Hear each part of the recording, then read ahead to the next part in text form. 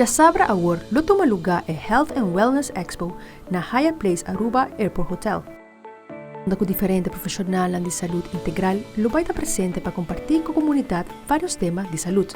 Jenny Montiel, especializada em medicina alternativa de Theta Wellness Center, a comentar que é importante para educar e conscientizar o povo de Aruba tocando saúde. É importante concientizar como profissional de la salud, especialista. Es importante la concientización en lo que respecta a la salud del ser humano. ¿Por qué? Porque vienen enfermedades, vienen virus, bacterias, pandemias, endemias. Entonces nuestro cuerpo debe estar preparado. Como também, ele elabora mais sobre Kiko Turbo Prospera, hora de visitar a Expo Já Sabra Award.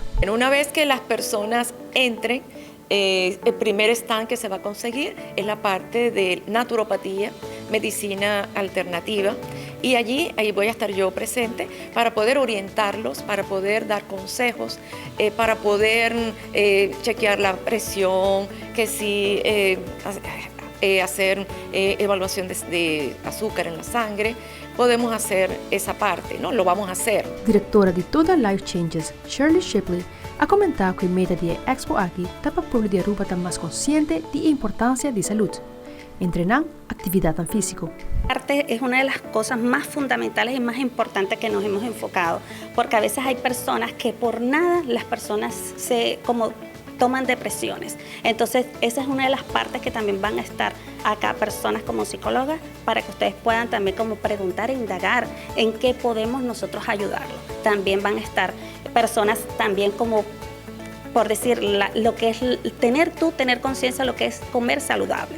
También vamos a tener diferentes expositores como yoga, como pilates, como kango y como la parte que tú te tienes que mover. O sea, tú te tienes que mover. Y también lo más importante, hidratación. Representante de Hyatt Place Aruba Airport Hotel, esta Sigleen Besaril, ha invitado al pueblo de Aruba para asistir al Health and Wellness Expo Já Sabra Award. Para nós é um prazer, honor para portar parte de tremendo evento aqui e assim na na comunidade, comunidade consciente, que é importante para o que trata saúde, health and wellness. E na nome de Hyatt Place nos que chama Turgene Bombini e nós está look forward para dar uma boa bombini Já Sabra Award. Mit Fabiola Ángela Hernández, Patria Notícia.